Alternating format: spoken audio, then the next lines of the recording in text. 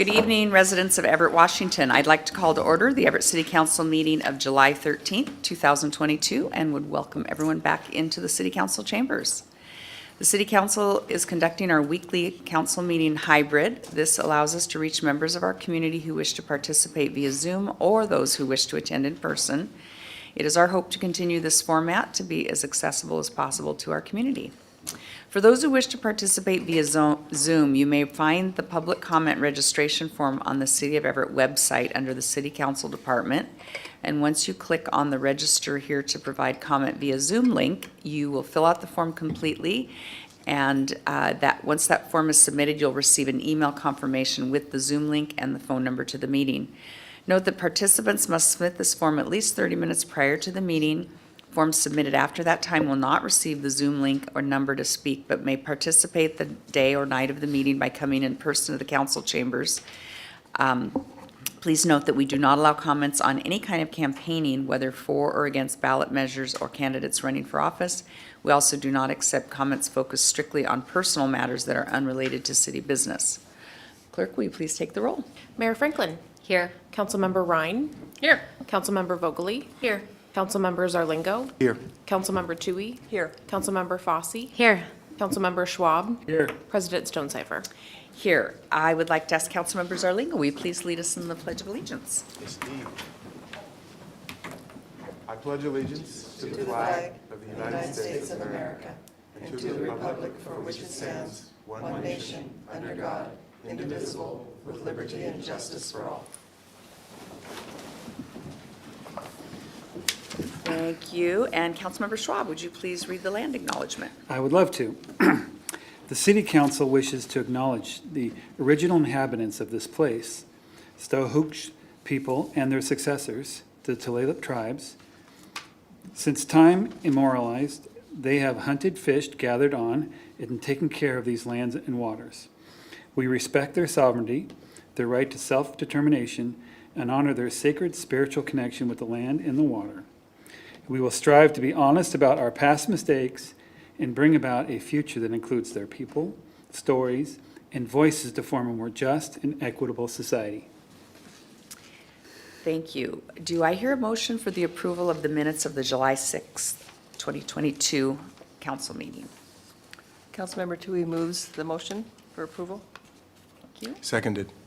We have a motion and a second to approve the minutes. Clerk, will you please take the roll? Councilmember Ryan. Yes. Councilmember Vogely. Abstain? Councilmember Zarlingo. Yes. Councilmember Tui. Yes. Councilmember Fossey. Yes. Councilmember Schwab. Yes. President Stonecipher. Yes.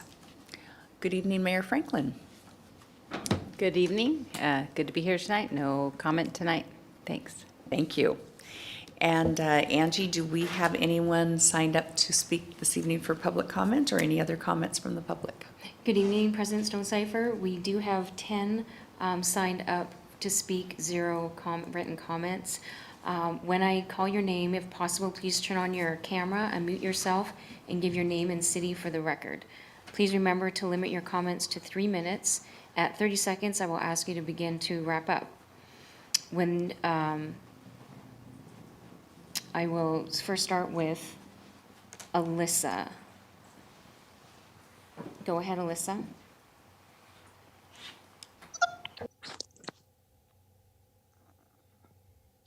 Hi, my name is Elisa Ortega. I am talking to you guys about Providence Hospital, and I have been a nurse there for 5 years. 4 of them as a pediatric nurse, and I don't know if any of you know that our pediatric unit was recently shut down due to the staffing issues that we are having at Prov. And we are, the nurses are asking if the city council could possibly mandate Providence to pay hazard pay as they, some city councils did for grocery store workers during the pandemic. We are asking due to, have lost many nurses due to the pandemic, but our staffing numbers have diminished since this last year, and Prov has not been doing anything to really negate those numbers. So I have a few fellow nurses here tonight to also back me up and ask to for you to do this. I don't know if any of you have kids or anything, but the loss of our pediatric unit is a very significant loss for our community, since we are one of the only ones from here to the border in Canada. And so it's very detrimental to our community, and we need to find something to get nurses back at Prov. It is becoming a very significant problem.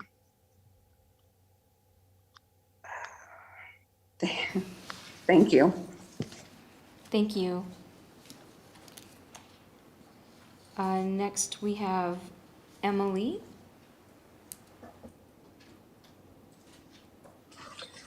All right, good evening. My name is Emily Bodner. I reside in Lake Stevens, but I work here in Everett at Providence as well. The message I wanted to share today is also about the unsafe staffing at Providence. Our ability to provide emergency care and inpatient care to our patients has really diminished because of staffing. Many of us are working overtime, and there was a period of time when Providence was able to provide nurses with bonuses or extra money to help them come in. Currently, most of us are working for a straight time until we reach 40 hours, and then it's time and a half. But oftentimes we're taking loads far beyond our ratios. We really need the state to declare a more clear state of emergency of what's happening in inpatient care. We have medics on the wall that can't serve our communities from Marysville, Tulalip, Everett, South County, Lake Stevens, that way. And it's truly very unsafe. And we have reached out to hospital administrators, and things aren't getting any better. Yes, as a parent, as a community member, as a non-traveling nurse, I'm deeply concerned about what's happening here. Thank you for your time. Thank you. Next I have is Andrea.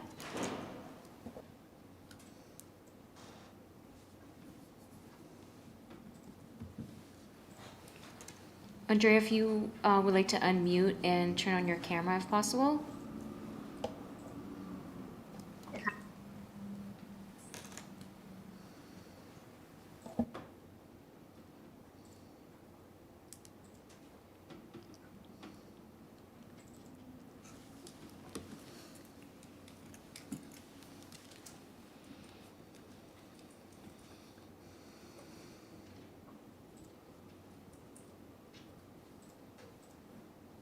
Hi, sorry.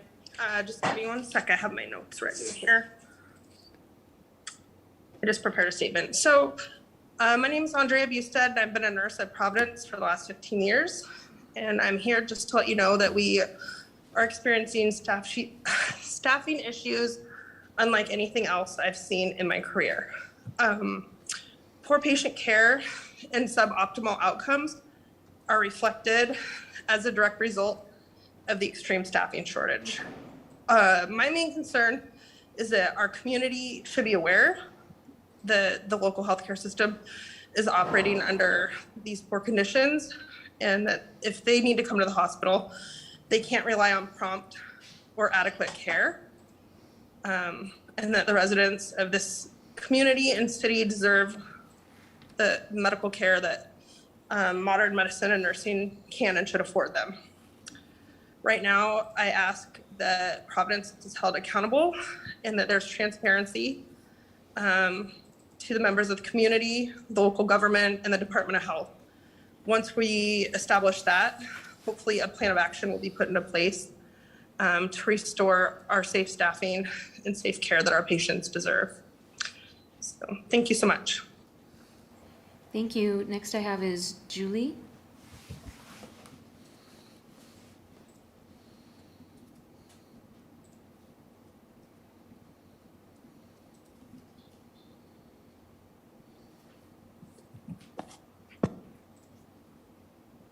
Hi, I can't get my camera on. Is it okay if I just talk? That is fine. Okay, sorry about that.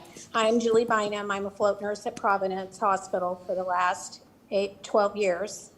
And I just wanted to say that in all of my 28 years as a nurse, I have never seen a staffing shortage like I've seen currently.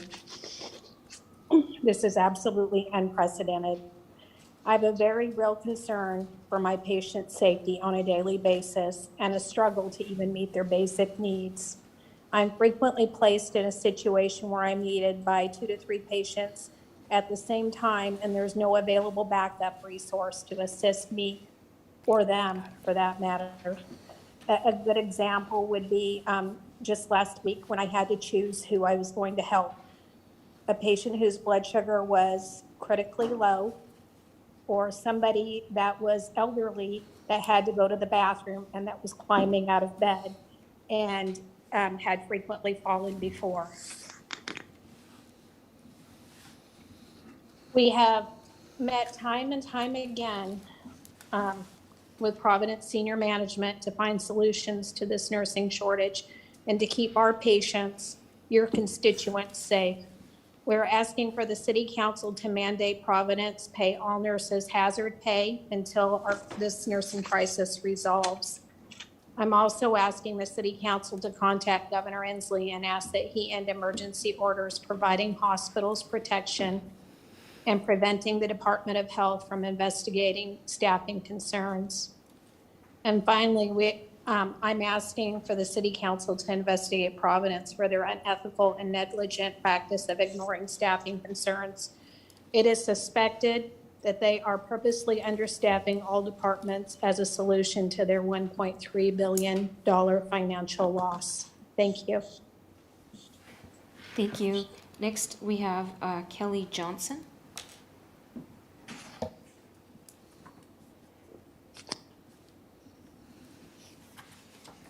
Hi, my name is Kelly Johnson. I'm an ER nurse and I've been with Providence for 2 years. This time last year, it was beyond my imagination that I would be asking the City Council for help. I have spent the past year doing my job of organizing a staffing committee, completing staffing complaints, and utilizing the staffing committee to resolve staffing issues to no avail. In the past 2 weeks, I have personally met with our CEO, Darren, and our CNO, Janine, in order to express staffing concerns and the very real possibility of harm coming to our patients when they come to the emergency department. Following that meeting, there were multiple other open forum meetings for nurses to attend to discuss our concerns and our possible solutions to our CEO and CNO, in which no changes have been made, except for we went from caring for 4 patients per nurse to now in the past week, we've had multiple nurses caring for 10. We have lost over 17 nurses in the past week alone, with Providence continuing to cancel travel nurse contracts and reducing their compensation, ensuring that they will not renew their contracts with our hospital. And their response is that a financial solution is not an option to our staffing crisis. We have exhausted as nurses what we are able to do in our hospital to solve this issue, and it is becoming a crisis. The lack of action by our hospital is placing our community at risk, and we're seeking your help. We are asking that the City Council mandate the hospital to pay nurses hazard pay until the staffing crisis is resolved, if only to slow the loss of nurses from leaving the hospital. We are asking that the City Council contact Governor Inslee and ask that he end the emergency orders providing hospitals protection and preventing the Department of Health from investigating staffing concerns. And finally, we are asking that the City Council begin taking steps to investigate the unethical and negligent practice of this hospital ignoring continuous repeated staffing concerns and the solutions that we have proposed to resolve them.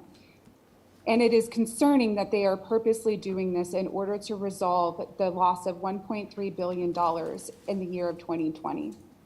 Thank you. Thank you. Next, we have Megan.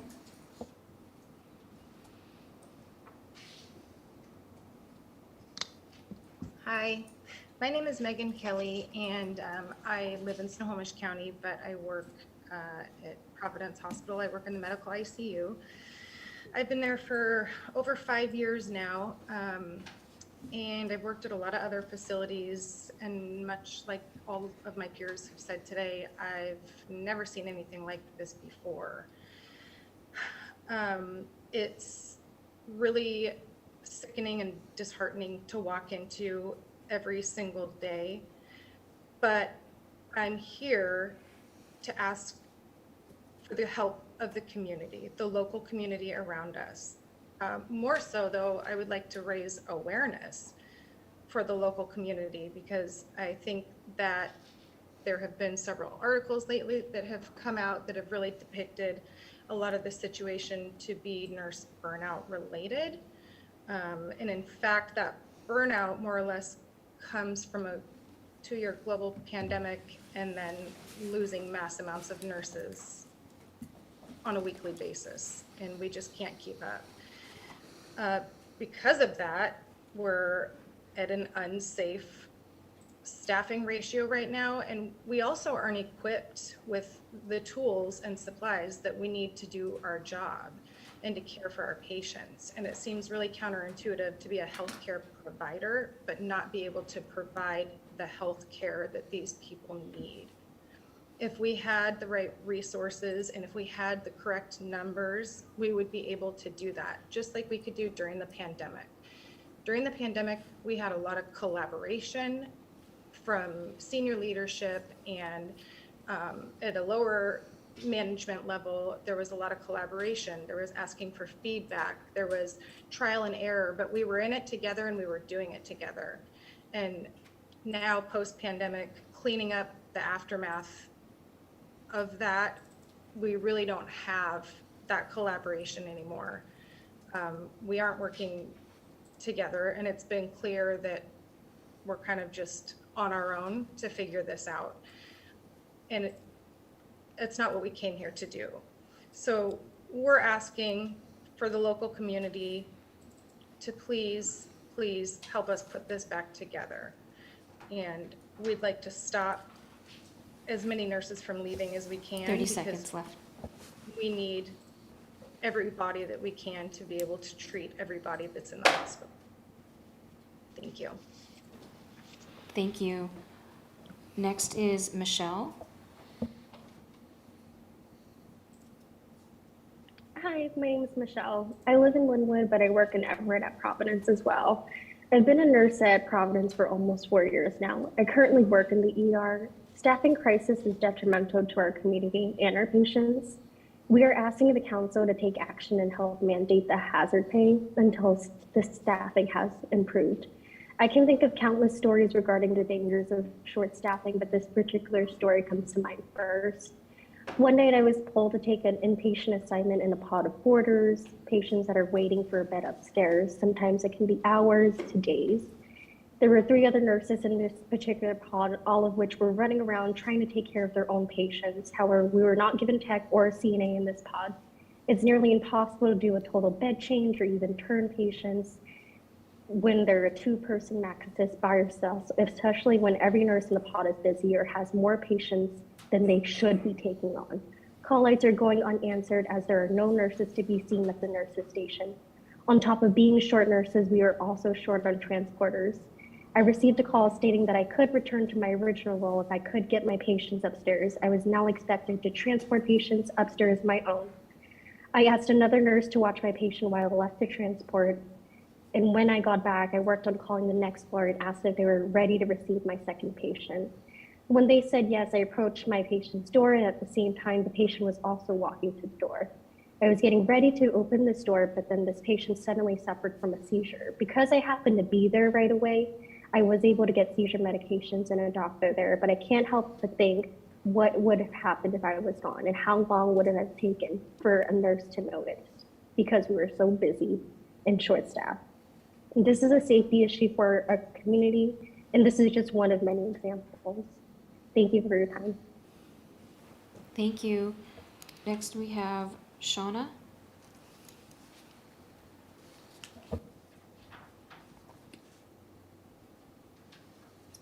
Hello, my My name is Shauna. I am a nurse at Providence. I have been a nurse there for 2 years and a CNA prior to that for 5. Everyone's done a really good job of explaining what the hospital has been like lately. I would just like to say that this is not compassion fatigue. This is not burnout. What we're experiencing right now goes far beyond that. We are hemorrhaging, we are bleeding out, and there's nobody there to help us. We feel like we're all on our own. Recently, we had a bonus in place, and that was keeping us above water.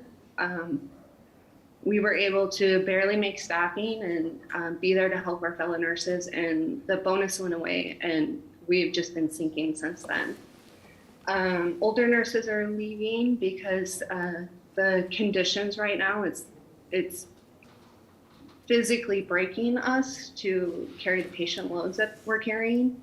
New nurses are leaving because they are not prepared for the avalanche of fear and anxiety that the job is causing them to deal with. And there has been so many stories that we are seeing or hearing in our community that patients are dealing with in our hospital, in our beautiful community hospital. And it's just not okay. We need help. Our community needs help. I've heard of patients calling 911 because there is no nurse there to get to them. That is just outrageous. I've seen patients losing weight if they can't physically feed themselves because there are not enough nurses or CNAs to help feed people. Recently, we had a really crazy staffing night. My floor, every nurse had 6 patients. That means if any of us wanted to go on a break, a nurse was going to have 12 patients. We didn't even have enough nurses to run a code blue. It's just not okay. We need help. Our hospital needs help. Healthcare is at that breaking point that we've been hearing about, but we have been hearing it for years about a staffing shortage for nurses. This is not new. This is not caused by COVID. But the old ways of doing things, the old compensation ways for the shortage of nurses that we have is we have to work together to figure it out. This isn't just about Providence. This is happening everywhere, although I have not heard these crazy of stories at other hospitals. And those other hospitals aren't my community hospital. That's not the community that I live in and work with. And when I am around here and I hear what my neighbors have experienced at my hospital, it's not okay. And we all need to come together to figure out how to fix this. And it can't just be on the staff's back. Sorry, Shauna, we have to wrap this time up. Thank you. I appreciate you all for being here. Thank you. Next, we have Trevor.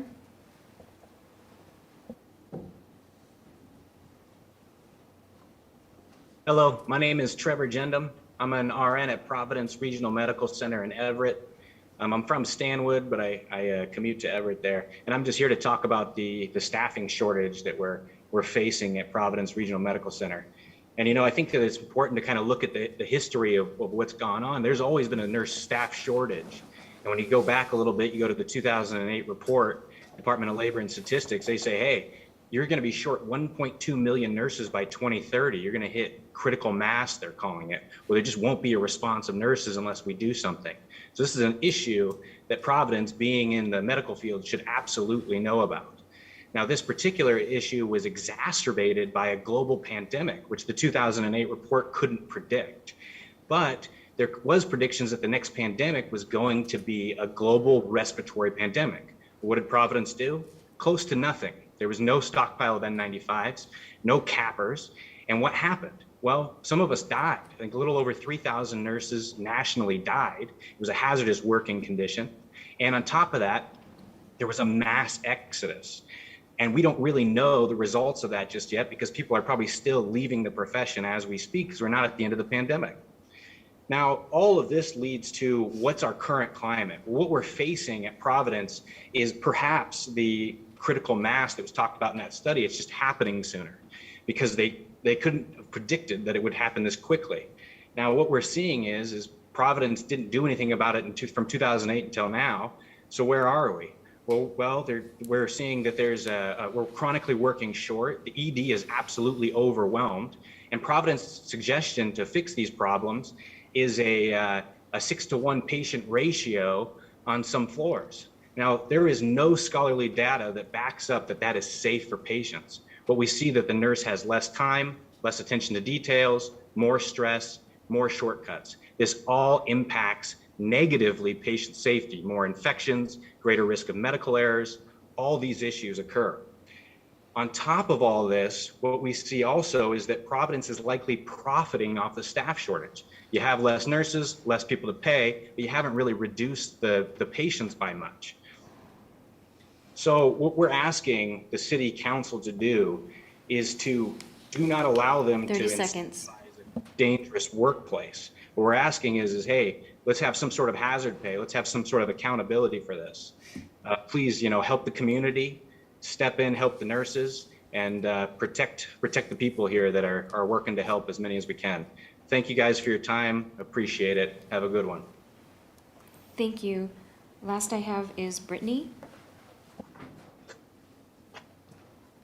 Hi, my name is Brittany Kokesh. I've been an ER nurse now for the past 8.5 years throughout the country. I have been a nurse at the Providence ER for the past year. Like others before me, I am here to discuss the current dangerous staffing crisis we are currently experiencing at Providence.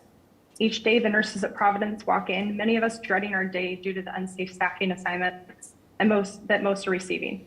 Increased patient ratios making proper and standard patient care impossible. Overdue medications, inability to provide proper repositioning, repeat timely vitals or assessments on patients is crucial.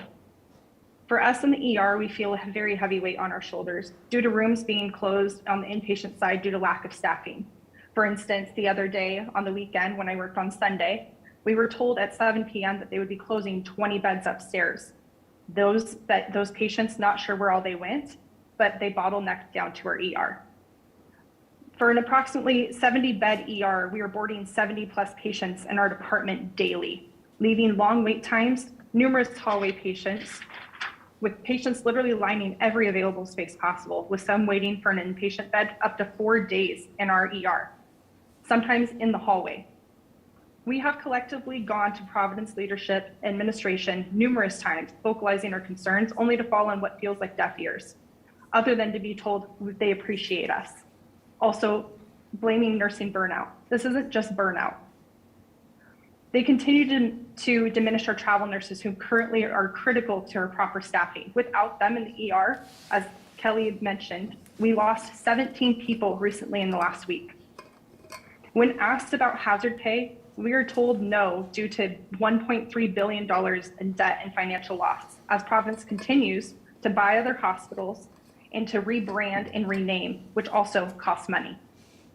It is time that we ask the City Council of Everett for help. We are asking you to mandate hazard pay, to bring this to Governor Inslee's attention. And also, we want our community aware of what is actually going on Providence within our doors. This is not just a staffing crisis. This is affecting the community, the people of our community that we serve, that we care about deeply, and also our own families who possibly could show up in our doors. For instance, if I have time, I have a patient that I had a few weeks ago, actually a month ago, 30 seconds. that because of our wait time in our ER, the patient left. Patient came back later, almost dead. It is absolutely unsafe. And I hope that you guys are able to see this and able to hear our cries for help, as we have done as much as we can. I appreciate your time. Thank you. Thank you. President Stonecipher, that is all I have at this time. Thank you. And before we go on to Mayor or council member comments, I wanted to ask City Attorney David Hall, can you please outline a little bit where we stand on our authority to act on some of these issues that have been brought forward?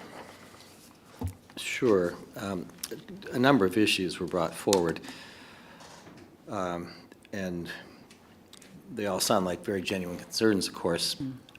I think a number of them are matters that are unfortunately outside council's authority to do anything directly about. It sounds like some of the issues are probably addressed in the collective bargaining agreement and are kind of labor management questions. Some are maybe safety issues that are covered by state and federal regulations.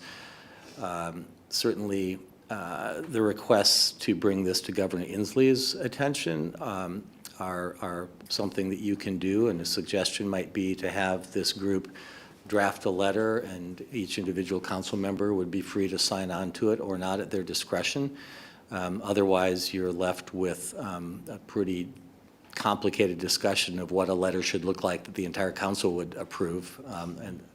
I don't know if you're going to reach that, certainly not tonight, but that would be one certainly positive thing you could do. The hazard pay issue is complicated for a couple of reasons. It's never really been determined that hazard pay can be mandated by a local city council. I know some have done it. That is pretty questionable whether there really is authority to do that. And here especially, I think a couple of the speakers noted that we're in a post-pandemic era, which does not mean COVID is over, but we're not in the emergency situation that I think was the justification for some of the cities mandating hazard pay. It sounds like they are wanting hazard pay mainly as a method of attracting and retaining staff, not as a way to, mitigate the hazard they're actually facing. I think that's a factual question that you could debate. So, I guess without having done a lot of research on this and just reacting to this tonight, I think most of these issues, while it sounds like they're very valid concerns, are things that the council doesn't have direct authority to do anything about, but certainly you could request a letter from them that council members could sign on to if they wish to. Mm-hmm. Okay, great, thank you. Mayor Franklin. Yeah, thank you, President Stonecipher. And first I want to thank all the speakers that came to share their experiences tonight. I completely empathize with what the situation has been, and it's not dissimilar to some of the challenges that we have in government. I think about our first responders and the extreme number of vacancies we have in public safety and police. We have 26 vacancies in our police department and 59 vacancies when it comes to those that are out on sick leave. So we are very familiar with the staffing shortages and the challenges and the stress that puts on our systems of care. And I meet every few weeks with the CEO of Providence, and I actually met with him today. And I got a heads up of some of the speakers that were coming today, and I asked him some very pointed questions around these issues. And so I just want to share, first of all, the organization of Providence Hospital is acutely aware of the challenges that they're facing. They are concerned.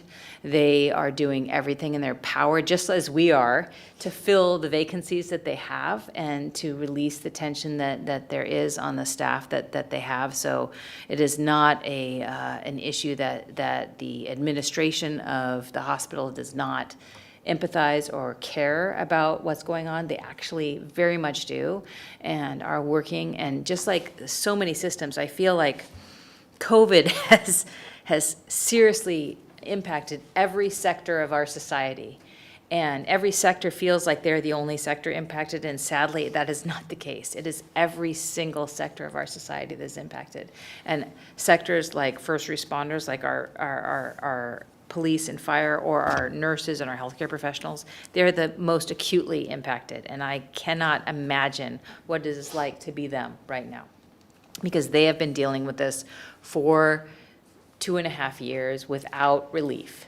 And so I completely empathize with every nurse and person that spoke tonight.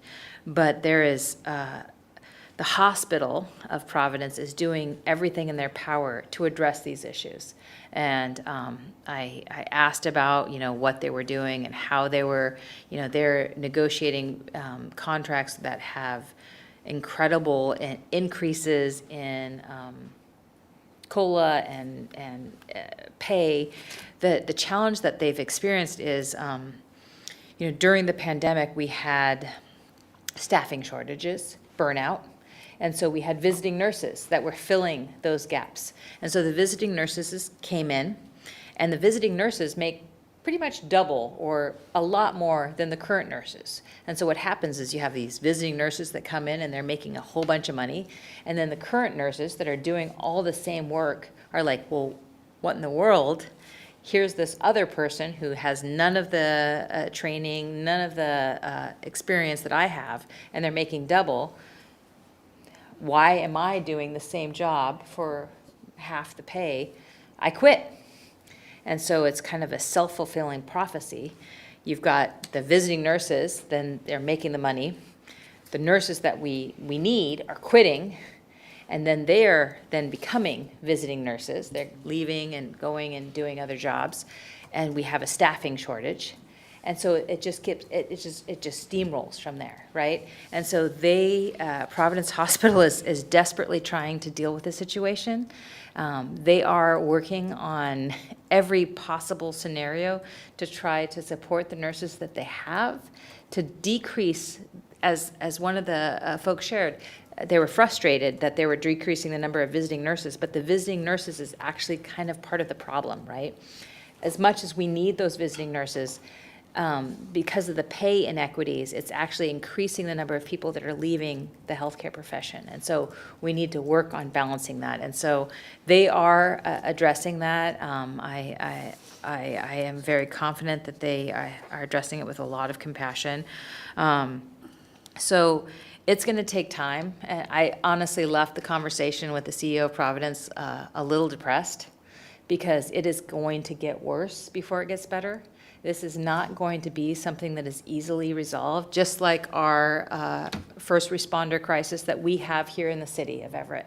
We have a first responder crisis where we have police officers that are leaving the profession more quickly than we can hire people in, and they have the same problem in nursing. And I do not know how to fix that. I empathize with everything that Providence is experiencing, and we stand ready to be a really good partner with them. And I will work closely with the CEO, but it is not something that is easily resolved, and it is not something that is unique to this employer. In fact, it is something that all industries are experiencing due to this pandemic. And so I will continue to keep the council updated on what I hear from Providence and how we as a city are working to support them. But I wish I had a ready-made solution that was going to ease the pain of our nurses in the industry, and we don't. Just like we don't sadly in our first responders. So if there's council questions, I'm happy to try to address those based on the conversation I had with the CEO. Thank you. Mayor Franklin, the only question that I think is raised that isn't kind of a part of this is the closure of the pediatric unit. And I'm just curious, how does pediatric care being delivered in our community? Sure. For urgent So care? similar to the way that we are dealing with the staffing crisis in first responders, I'll use police as an example. So in police, we have patrol. We also have the anti-crime unit. We also have the community outreach and enforcement team, and we have our school resource officers. As we don't have enough officers to fill all those spots, we pull officers out of community outreach and enforcement. We pull officers out of our anti-crime, our gang unit. We pull officers out of those non-essential, and they're all essential, but we pull officers out of those units and put them in the patrol because that's where we need them. And that is exactly what the hospital is doing. So although, of course, pediatric admissions are absolutely necessary, of course, we also have a children's hospital in Everett, right? And so they said, okay, we don't have enough staff in any of the places. What do? We're going to start pulling staff out of these other areas, and we're going to try to staff only the essential functions in emergency department and all the other departments temporarily to keep the hospital functioning. And when they get through that period, they will staff up that. And so I actually addressed that question very specifically with the CEO, and he said, absolutely, that is an essential function. We want to staff it back up, but right now we just simply don't have the staff resources. And as a CEO of the city of Everett, I very much understand because I'm experiencing the same staffing challenges. So those, the children are going to Children's Hospital? Absolutely. Okay. There's other areas that they're going to. But yeah, it's not an ideal situation by any stretch of the imagination. And we all hope to have better resources in all of these essential functions in our city. Okay, good, thank you. Let's move on to council comments and liaison reports, and then any questions you have for the mayor or anyone else around here, you can ask at that time. We'll start with Councilmember Ryan. Great, thank you. Thank you so much for all the nurses that joined tonight to share about the challenges that they're experiencing. Providence has the distinction of being the very first hospital in the entire nation to have COVID, and it was lucky actually because they had one unit available as the result of Ebola back in the 2000s. So they had one specific unit that was there and already established. And when they had the one, remember when it was just one COVID case, they were well prepared for it. So Providence itself has the distinction of being the longest responding hospital in the nation to COVID. So I just wanted to mention that. I am definitely curious of ways as a council as a whole or as an individual council to support the nurses and staffing at Providence. And so I'd love to hear more from the group about and from our legal team on ways that we can support their efforts. And I'm also really supportive of local nursing programs like the one at Everett Community College to help with just building that pipeline and pathway for more nurses to join the field. So thanks again, everybody, for sharing your comments. Please know that they were heard, and it's definitely not comments that are going to, the action's not going to be completed tonight, so we'll continue working on it and looking into it. So I wanted to thank them again. This week I enjoyed participating at the Port Gardner Neighborhood Association meeting. They meet on the second Monday of every month at Sequoia High School. Officer Raby gave an update and fielded a number of questions, mostly around speeding and traffic concerns in the neighborhood. And Deputy Chief Llewellyn from Everett Fire Department gave an update too. I passed along a couple of summer reminders now that summer's here in mid-July, that when you're swimming or at a beach to wear a life vest, and also with windows open in apartment buildings or second stories. They've had a number of young ones falling out of windows. So all the Everett fire stations have window locks that you can get for free just to help with preventing window falls. And so I also wanted to take a moment to give a big thank you to Rich Llewellyn, who is going to be leaving the city of Everett. Has had a number of years of service with the city and with the whole entire region. He's leaving us for Lawrence, Kansas I know, apparently it's pretty similar to Everett, but there's no place like home, if I can toss in a Kansas reference. So thank you to Rich Llewellyn. Today I attended the ribbon cutting for PUD's new 2 electric vehicle charging stations over at their headquarters, which is really exciting. So glad to see these 2 new stations and hope it's the first of many. And for a couple of event updates, neighborhood updates, in the Port Gardner neighborhood, there's the Charles Street Community Garden, which is across the street from Jackson Elementary. They're on Federal, and they have a few plots available if folks are interested. There's also still time to sign up for the July 23rd Port Gardner Neighborhood Community Yard Sale. So it'll be coming up in a couple of weekends, but still plenty of time to sign up. And this Saturday at Clark Park is the Bayside Neighborhood's Bark in the Park event.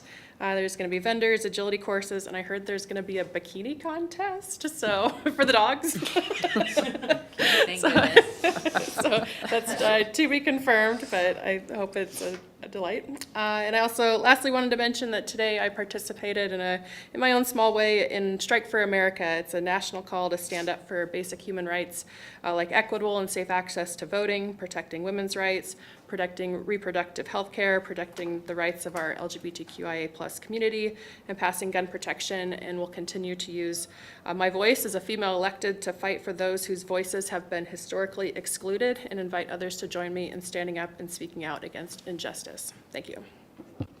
Thank you. Councilmember Vogely.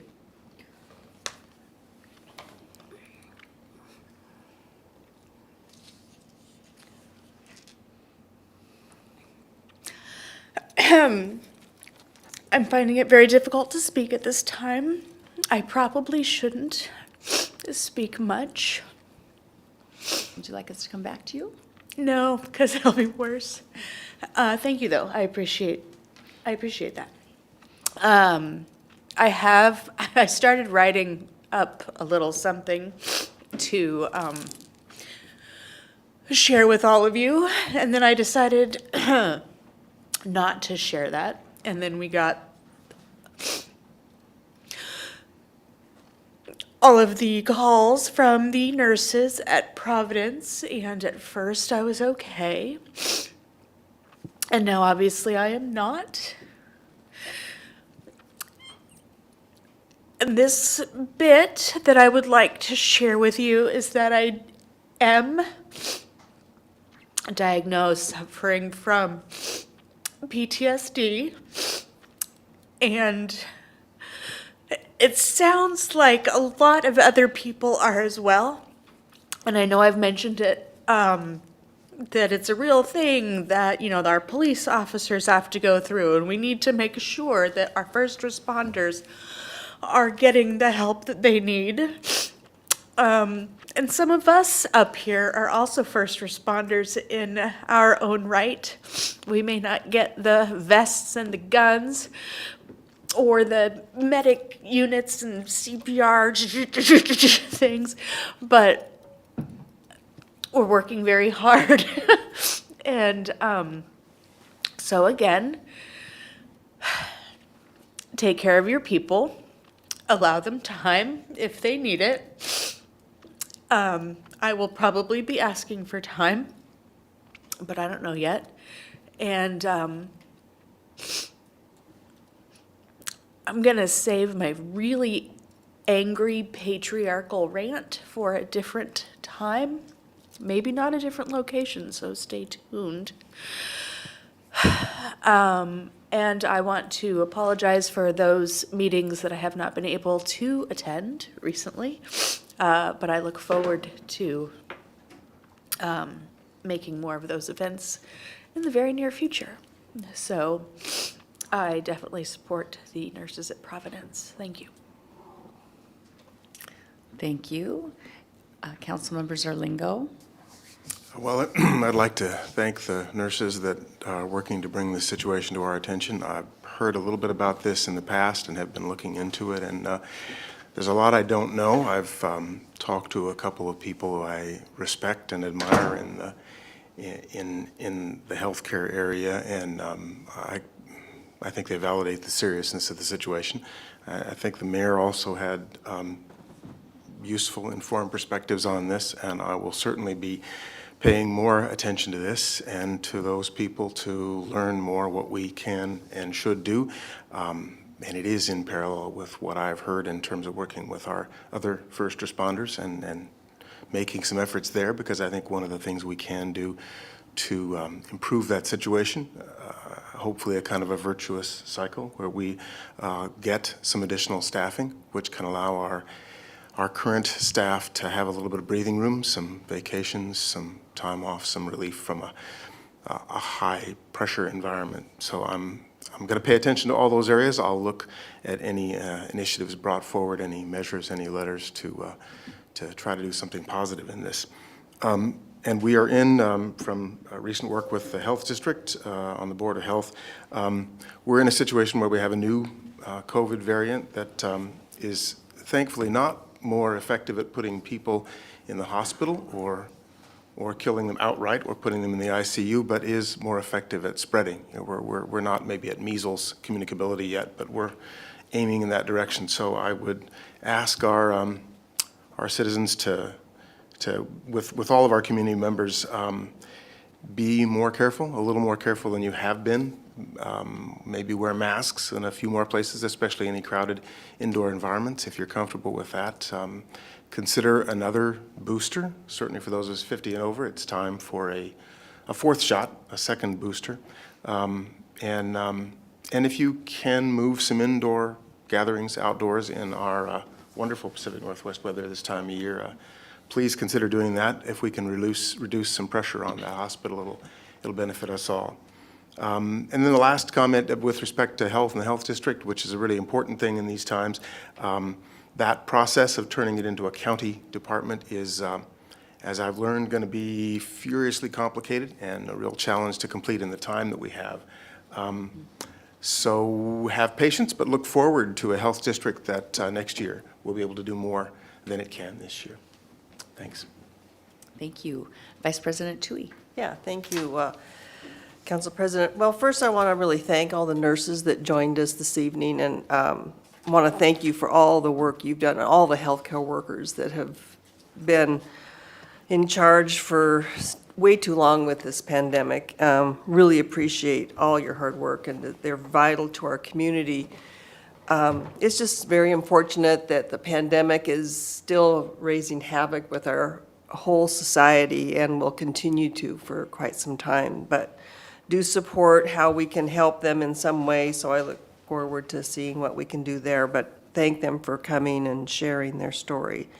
I do want to follow up with council about the Public Safety Committee meeting and an update from Public Safety with Chief Templeman.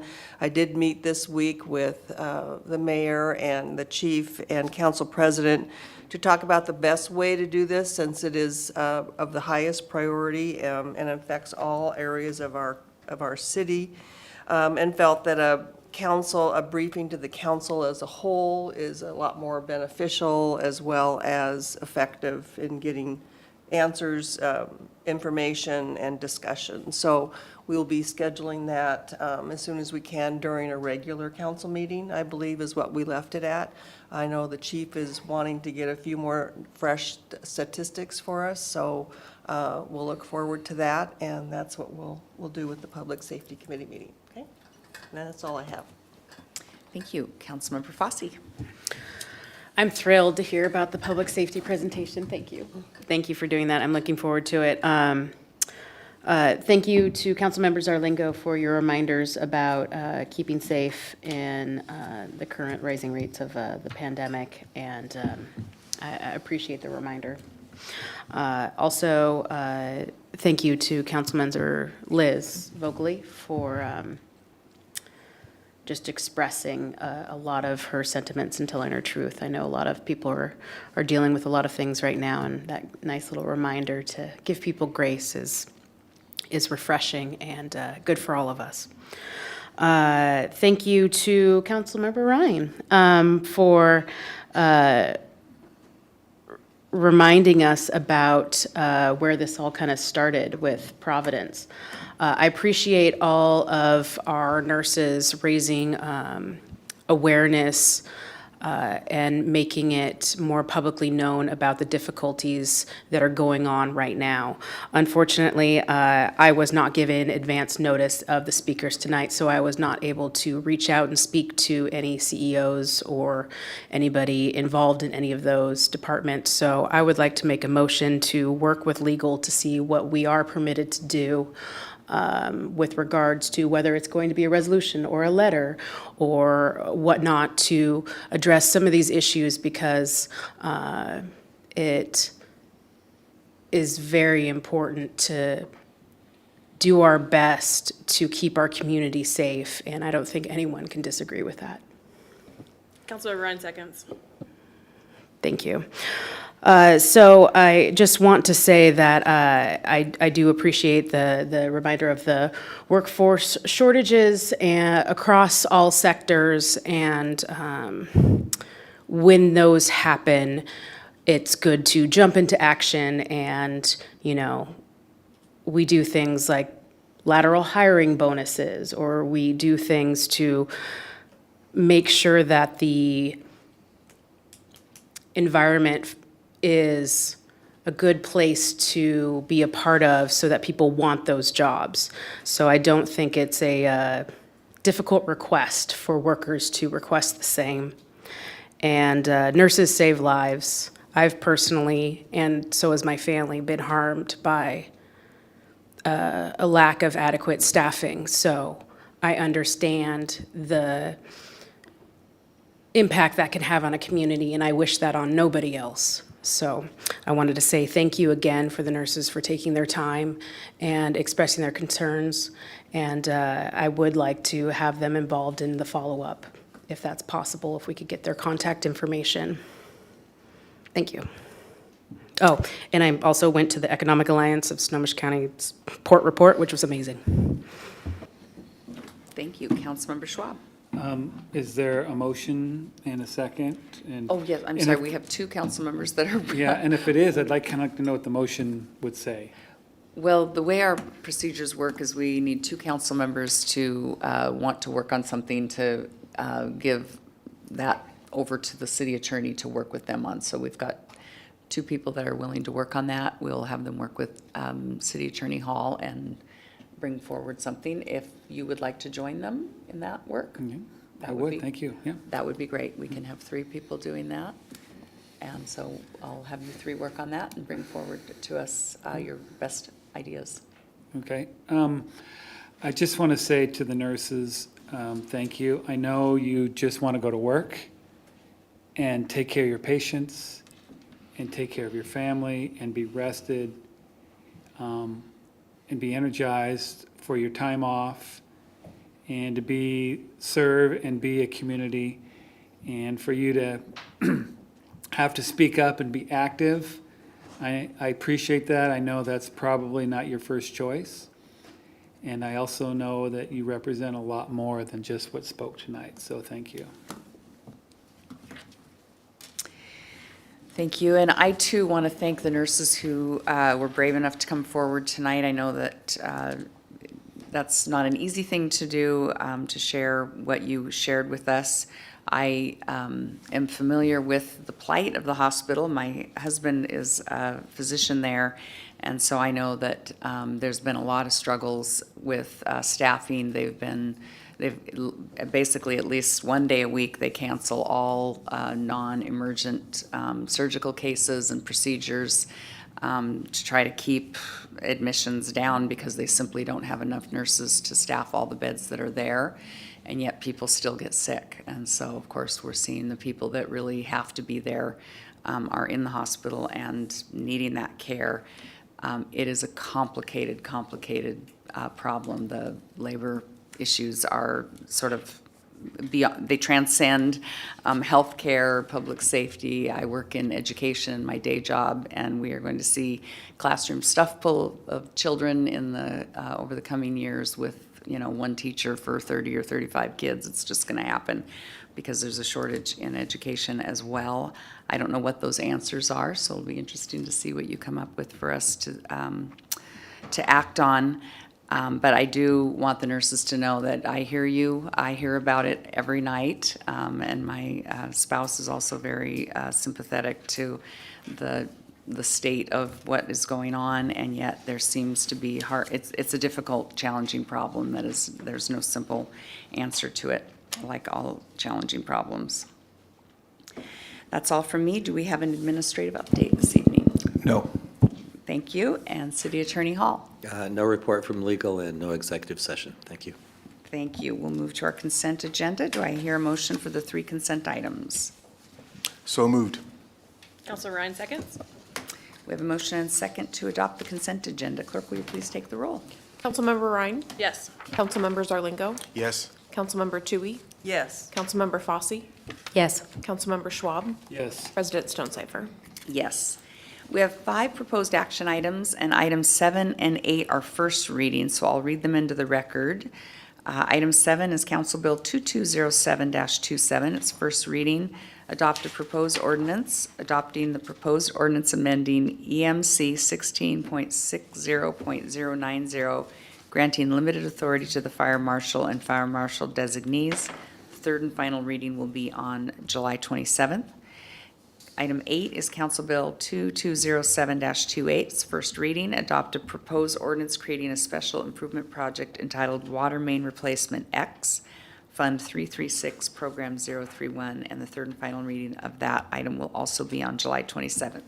Do we have any questions on any of the 5 proposed action items? Seeing none, we will move on to our action agenda. Item 9, Council Bill 2206-22, third and final reading. Adopt the proposed ordinance relating to tax administration, amending EMC 3.19.030. Do I hear a motion? Councilmember Tui makes the motion to approve. Second. We have a motion and a second. I'm just going to, wanted to state that the Budget and Finance Committee did review this proposal and had recommended that this come forward for action by the City Council. Do we have any questions on this item? Seeing none, clerk, will you please take the roll? Councilmember Ryan? Yes. Councilmember Zarlingo? Yes. Councilmember Tui? Yes. Councilmember Fosse? Yes. Councilmember Schwab? Yes. President Stonecipher? Yes. Item 10, Council Bill 2206-23, third and final reading. Adopt an ordinance related to utility taxes, amending EMC 3.28.050 and EMC 3.28.090. Do I hear a motion? So moved? Second? Councilmember Schwab, second. Thank you. We have a motion and a second. This too came before the Budget and Finance Committee and is recommended for approval. Are there any questions on item 10? Seeing none, clerk, will you please take the roll? Councilmember Ryan? Yes. Councilmember Zarlingo? Yes. Councilmember Tui? Yes. Councilmember Fosse? Yes. Councilmember Schwab? Yes. President Stonecipher? Yes. With no further business and no executive session, we are now adjourned.